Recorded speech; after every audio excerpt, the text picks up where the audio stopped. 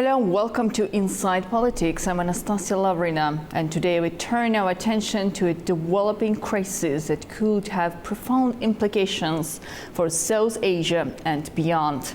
In the past few days, tensions between India and Pakistan have sharply escalated, with cross-border firing intensifying along the line of control in Kashmir.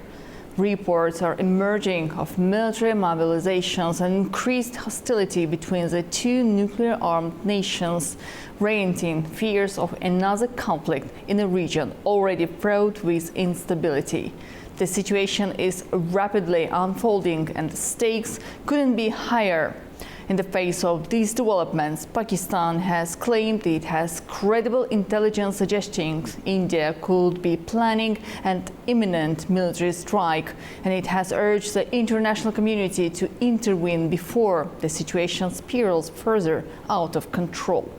But what does this mean for the regional peace, and how are both countries preparing for the next phase of this crisis? Now we have the honor of speaking with Pakistan's ambassador to Azerbaijan, His Excellency Mr. Qasim Moudin, who will help us understand Pakistan's position on these escalating tensions and provide insights into the government's actions to safeguard its people and its national interests. Mr. Ambassador, warm welcome to our studio. Thank you. Thank you for having me. Thank you very much. So we are witnessing the intensifying of cross-border firing and reports of military mobilization along the line of control in Kashmir between India and Pakistan. How does Pakistan view these recent developments, and what steps is government taking to ensure peace and stability in the region? Anastasia, first off, thank you for starting a discussion on a very important and developing situation, which not only threatens the peace of South Asia, but the region on the whole as well. Yes, the border is starting to become tense. For the past few days, we have witnessed unprovoked firing across the LOC by the Indian occupation forces. If you have seen the terrain, it's always difficult for our forces to return fire because there are civilians in that area. Indian forces could not care less who gets killed. So their firing spread is much broader than Pakistani retaliation, because we have to be careful, calibrated, and where the fire is coming from, we have to hit those places. So this is escalation is becoming serious, and the fact is that when the incident happened, the recent Pahalgam terrorist incident happened, Pakistan's Prime Minister offered the country's condolences. Pakistan itself is a victim of terrorism, so we understand the pain. We offered our condolences to the families. It is a tragic incident. We have also asked India that Pakistan is ready to conduct and be part of an international, impartial, open inquiry, because every time such a thing happens, instead of the current regime of Prime Minister Narendra Modi taking an introspective look, starts blaming Pakistan from the get-go. So just to avoid this cloud of fog of war, we said let's have an inquiry. We can be part of it as well. It's almost 2 weeks now since the incident happened. It happened on 22nd, I think. It's almost 2 weeks. Pakistan, along with the world community, and I think even the Indian public, is waiting for a shred of evidence that this terrible incident happened due to anything concerning Pakistan. Now, even the international experts are challenging India's veracity of the claims. If you allow, I'll just briefly give you the facts. This incident lasted for over 40 minutes. Within the first 10 minutes, Indian authorities started blaming Pakistan, that these were Pakistan-backed militants who carried this out. The LOC from where the Pakistan and Indian Army forces are stationed, the place of the attack is 206 kilometers distance, and it is a mountainous terrain. So it's not like there's a 6-lane highway. It is a mountainous, difficult terrain, and there are over 900,000 Indian troops stationed there. How did the force? I mean, if we go on the hypothetical model which India is suggesting, how can people travel 206 kilometers, not get detected, and then they just disappear? So this is more like a Star Wars movie than anything else. But we are used to such false flag operations by, unfortunately, by the current Prime Minister of India. In 2016, when he was facing domestic political challenges, a false flag operation of Uri was staged, in which Indian soldiers were killed. In 2019, again there were elections taking place. The BJP government was in political turmoil. Pulwama happened. Now again, Mr. Modi is in a coalition government. He is at his weakest. There are elections in Bihar in November. BJP is likely to lose. This incident happens. So it is very convenient for the Modi regime to just false flag such incidents and put the blame on Pakistan. Well, let me ask one additional question. What is the reason you think the Indian government is following in this particular issue? What is the final aim? Because both countries are nuclear states, and if there is any kind of escalation, it will affect the region itself. And another very important question, could this be a start of another India-Pakistan war? Well, to answer your last part first, I really don't know. It depends on India. Our leadership, my leadership has been very clear that we do not want war with India. But our desire for peace must not be construed or seen as our weakness. Pakistan has the capacity, the capability, and the readiness to respond to any Indian aggression in a manner which will be a notch up Indian aggression, and Indian army knows this. The aim of, if you go into history, the BJP government's aim is always been a very fascist ideology. He's the same person who was called the butcher of Muslims in the 90s and 2000s. Butcher of Ayodhya, if I'm not mistaken. He is personally responsible for the murder of Muslims in India. So when you have such a fascist regime in power, the ideology is only of hate. And what we are seeing for the past 8-10 years since the current regime came into power, every attempt has been made to disrupt the Indus Water Treaty.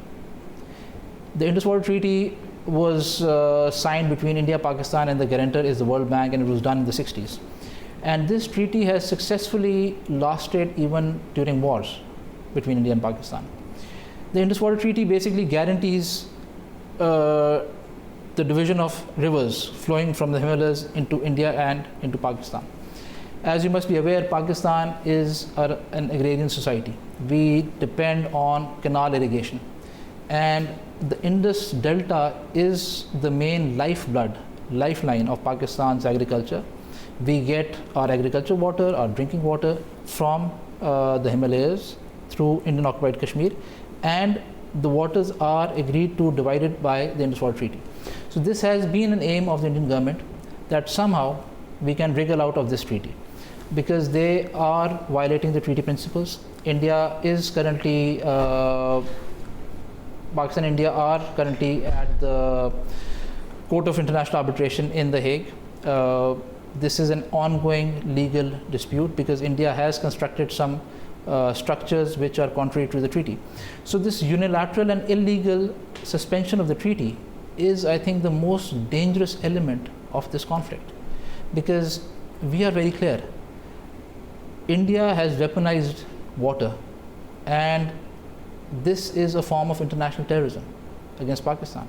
You cannot weaponize the basic right of any human being, and that is water. So any attempt to alter the flow of water, reduce the flow of water, or construct anything contrary to the treaty provisions will be considered an act of war by Pakistan, and we are very clear on this. Our country's survival depends on this, the waters coming from this region. So you we will said not have an about option. unilateral decision, and we should also remember in 2019, if I'm not mistaken, when Indian government decided to remove the special status from Kashmir, it was also being done by unilaterally. Therefore, in this particular situation, what we see, India is accusing Pakistan of supporting terrorism, and Pakistan is calling for international investigation to prove that there is nothing to do with the action done by the government of Pakistan. Therefore, what is Pakistan's response to these allegations, and how Pakistan is addressing the issue of cross-border terrorism? Thank you for reminding your viewers about the 2019 measure by India. This illegal measure basically, if I summarize, it basically dehumanized the Kashmiris under Indian occupation even further.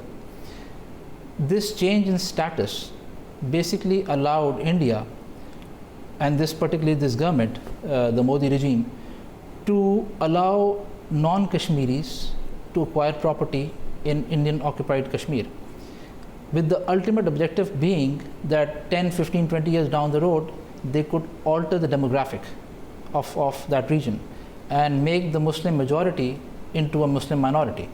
So this is the main objective behind the 2019 measures that India has, illegal measures that India has taken. The pushback we are seeing in Indian occupied Kashmir is because of this.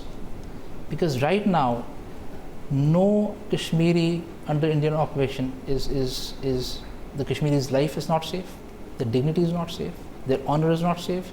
Rape is used as a weapon by the Indian forces.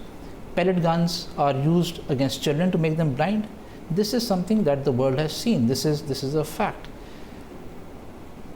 Now, on the other part, that how we are dealing with cross-border terrorism. We are dealing with Indian cross-border terrorism for a very long time. And just a few days back, we intercepted and eliminated over 70 terrorists, which were trained, funded, and their operational planning was done through RAW, the Indian Intelligence Agency. And they were trying to cross into Pakistan through the Pak-Afghan border. So we are actively engaging cross-border terrorism from India. Now coming to the Indian mythical allegations of cross-border incursion from Pakistan. Like I mentioned earlier, there are 900,000 troops stationed in Indian occupied Kashmir. The statistics are there's one military checkpost at every 100 meters. There's one Indian armed soldier watching and oppressing 9 Kashmiri civilians. This area is one of the most heavily force deployed region, where the troop to population ratio is probably one of the highest in the world. How can anybody cross over into this territory? And not to mention, this is one of the most landmined area in the world as well. So the notion is frankly, for anyone, any rational person, does not make sense. And from what I understand, the world community has dismissed these Indian allegations several years ago, many years ago, of infiltration. Because if such infiltration can take place with 900,000 troops, then the Indian population should really ask their government that why are they spending such a huge budget on India buying arms and feeding their troops who cannot even watch this area to guarantee the security. In the introductory remark, I also mentioned that intelligence service actually proposed and didn't exclude the possibility that India is planning an imminent military strike. What evidence does Pakistan have to support this claim, and how does Pakistan intend to respond if such strikes happen? Well, as you can appreciate, that this is an active and dynamic situation. Things are changing on ground at a very fast pace. So I would really not want to comment on how intelligence is being gathered, but we do have credible evidence that Indian side is preparing for some misadventure, and the threat of this is that their side can start a very irrational move. But we are very clear that our response will be one notch above their aggression. So I really hope, as a citizen of South Asia, that sanity prevails in Indian leadership, and they do not do any misadventure thinking that they can just get away with it. In 2019, they tried it. They at night they bombed a couple of trees, claiming that how many terrorists were killed. Next morning, we shot down 2 of their aircrafts, grabbed their pilot, and in doing so, the Indian forces shot down their own helicopter carrying their troops. So I don't know what India has to threaten. What threatens India more, our forces or their own incompetence? That I hope we don't find out. Well, the situation is really fragile. That's why the international concern is also growing. United Nations Secretary General Antonio Guterres just a couple of days ago also made a statement offering the possible mediation if needed to decrease the level of escalation. So how do you see the role of international mediators, including the United Nations and separate countries like China, bordering and also aware about the consequences, or the United States of America? We greatly value all our international friends.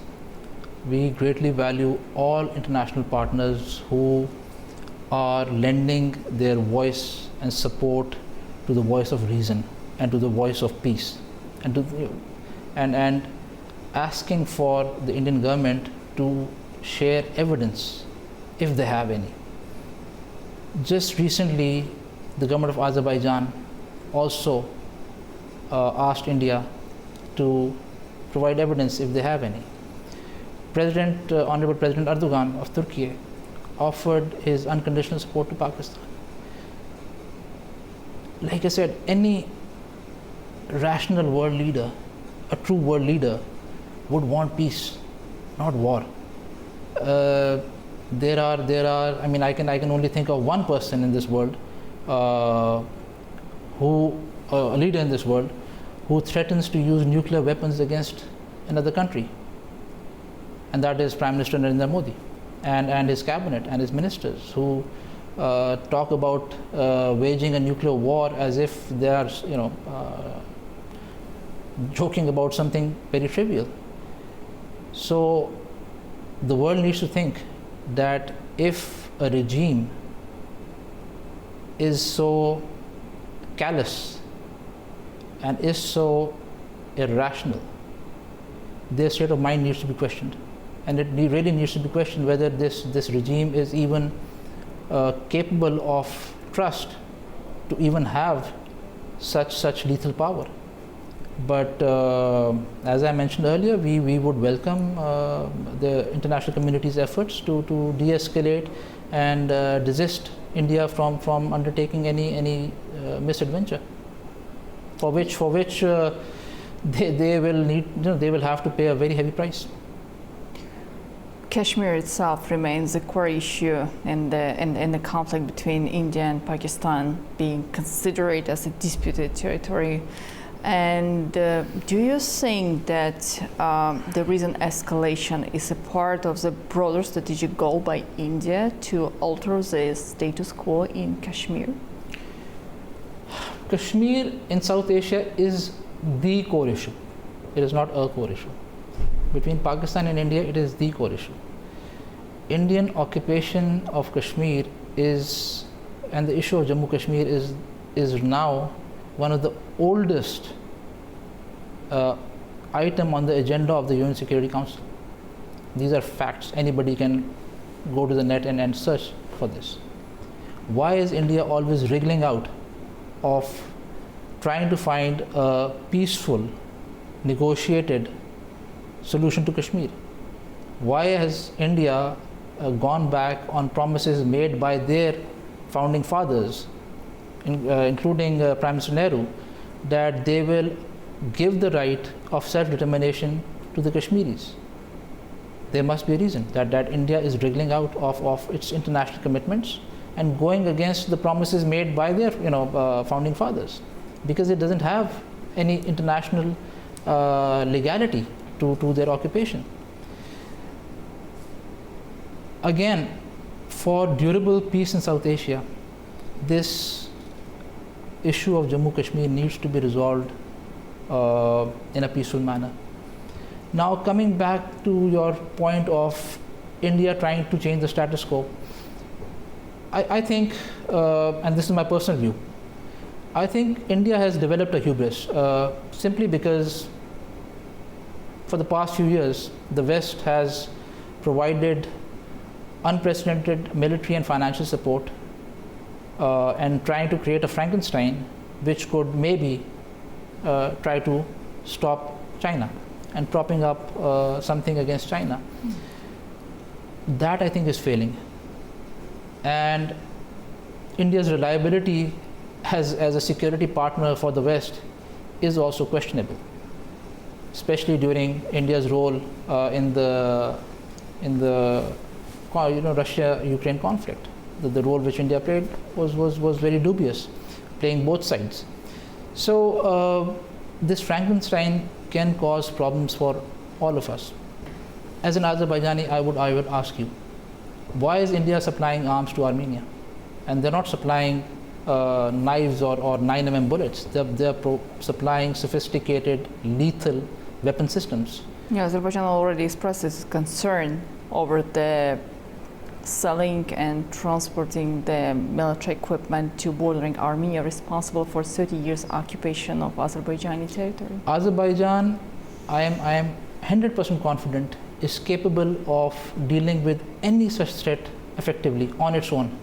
Azerbaijan has proved that it can take back its territory on its own, and as one of the closest friends of Azerbaijan, the entire Pakistan is proud of Azerbaijan and its leadership and its brave people for doing something which no other country has done in recent past, that they have taken back their territory on their own with almost negligible loss of life. This is also unprecedented. In 2023, through the anti-terror operations, they closed the chapter of Armenian occupation of Azerbaijani territories. We are proud of Azerbaijan.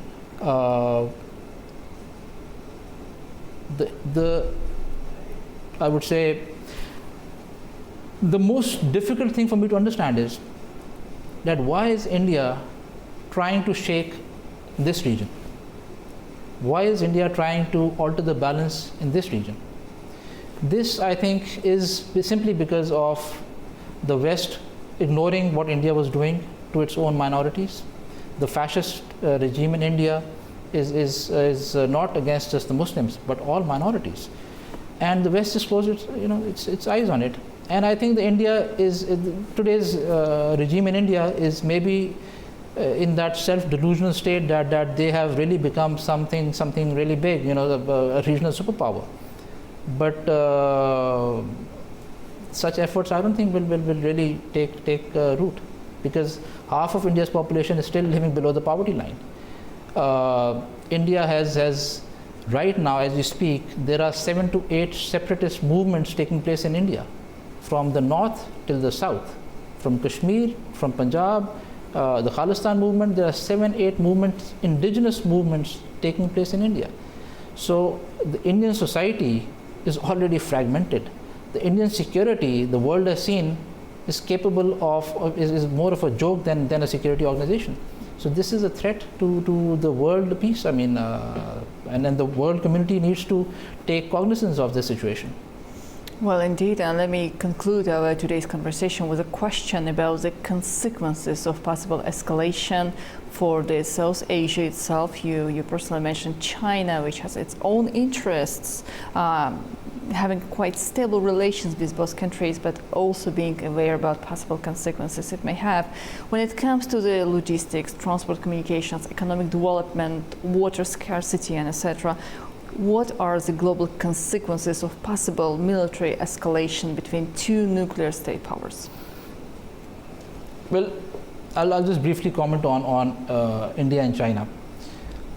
India tried incursion into Chinese territories a few years ago. The beating they got from the Chinese forces was just shameful, was humiliating for the Indian army. So their